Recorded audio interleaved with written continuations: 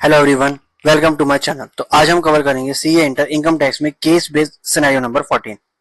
हमारा अप्रोच रहेगा जैसे हमेशा रहता है कि पहले हम पढ़ेंगे एमसीक्यू और उसको ध्यान में रखते हुए पढ़ेंगे केस। ठीक है। अब सर जैसे कि पहला क्वेश्चन है कि what is the amount of capital gain taxable in the hands of mister Akshay for previous year 24-25। वो कह रहा है 24-25 के लिए आपको कितना कैपिटल गेन टैक्सेबल होगा। सर यहाँ से मुझे एक हिंट मिली कि मुझे कैपिटल गेन निकालना है, तो ऊपर कोई ना कोई कैपिटल एसेट होगा जिसे मैंने ट्रांसफर करा होगा, उसके मुझे कैपिटल गेन होगा। तो मेरा फोकस रहेगा कैपिटल एसेट के ट्रांसफर्स ढूंढने पे, ताकि उसके बेस में कैपिटल गेन कैलकुलेट कर पाऊं। ठीक है। अब सर क्वेश्चन क्या है, अब पूरा केस पढ़ते हैं। मिस्टर अक्षय ने अपना 26 बर्थडे सेलिब्रेट करा 15 मई में। उन्होंने एक पार्टी दी और इस ओकेशन पे उनके फ्रेंड्स फैमिली सब आए और बहुत अच्छा चला और जितने भी अरेंजमेंट थे बहुत अच्छे थे। और at the end of the party mister Akshay हैं उन्हें कुछ गिफ्ट मिले। सर अब गिफ्ट किससे मिले? मम्मी से गिफ्ट मिला, फादर से गिफ्ट मिला, वाइफ से गिफ्ट मिले, सिस्टर से मिले, फादर ब्रदर से मिले, कजन से मिले और फिर फ्रेंड से मिले। अब तक यहाँ तक मुझे कोई ट्रांसफर की बात नहीं समझ में आई है। ठीक है।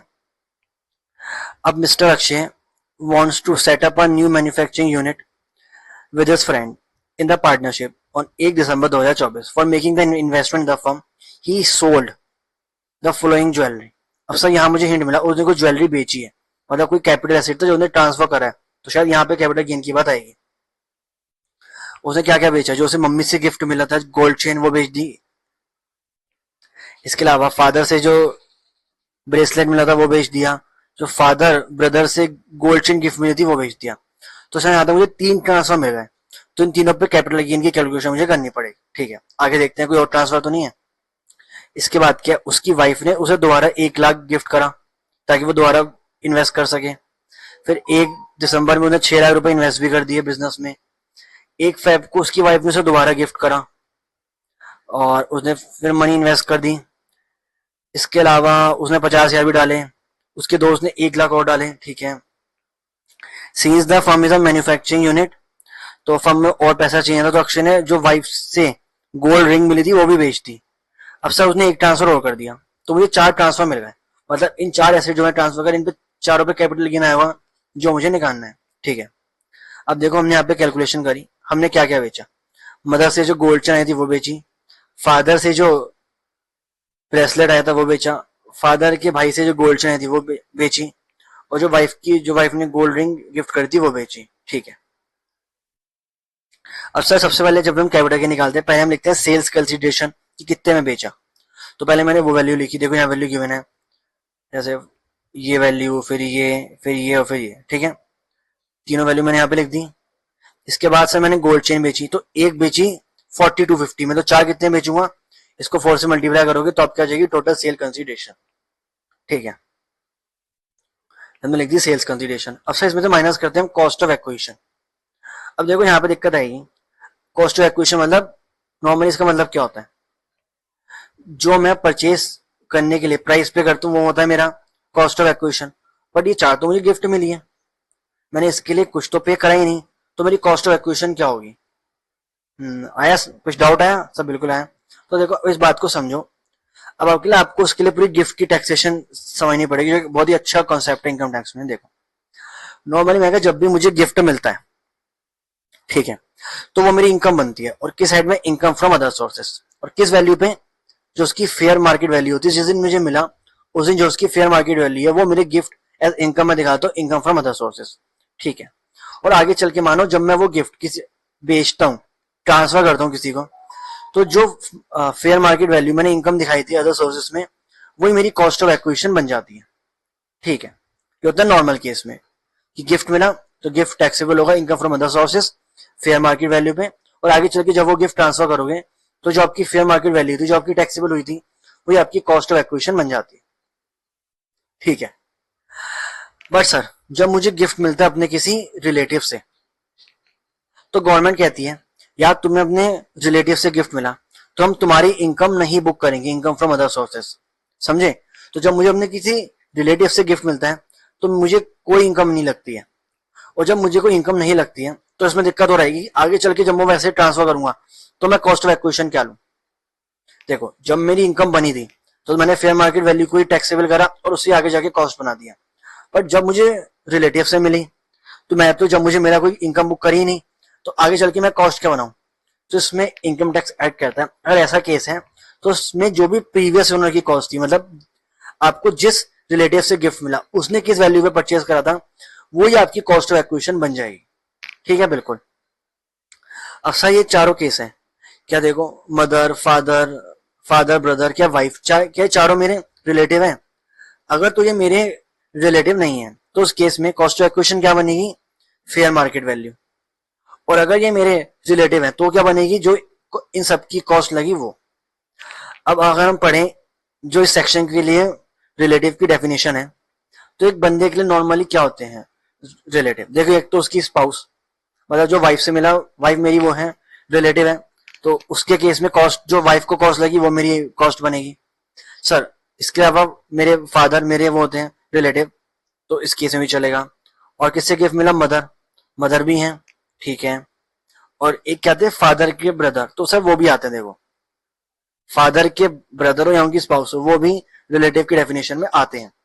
मतलब ये चारों ही मेरे रिलेटिव की डेफिनेशन में आते हैं। इसका मतलब मेरी कॉस्ट ऑफ एक्विजिशन क्या बनेगी, जो इन सब की कॉस्ट थी। अब देखो मदर ने जो गोल्ड चेन ली वो कितने में ली थी, तो मेरी कॉस्ट ऑफ एक्विजिशन क्या बनेगी, जो फादर ने लिया वो कितने में लिया, इतने में लिया, ठीक है। तो फादर के ब्रदर ने लिया था वो कितने में लिया था, 18,200। तो आप देखो तीनों वैल्यू में लिख दूंगा, ये मेरी कॉस्ट ऑफ एक्विजिशन बनेगी। देखो बाकी सब वाइफ ने कितने परचेज करा था, तो आप देखो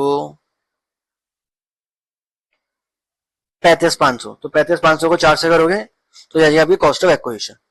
ठीक है, अब माइनस कर दो, आपको निकल आएगा कैपिटल गेन। यहां तक समझ में आ गया, ठीक है।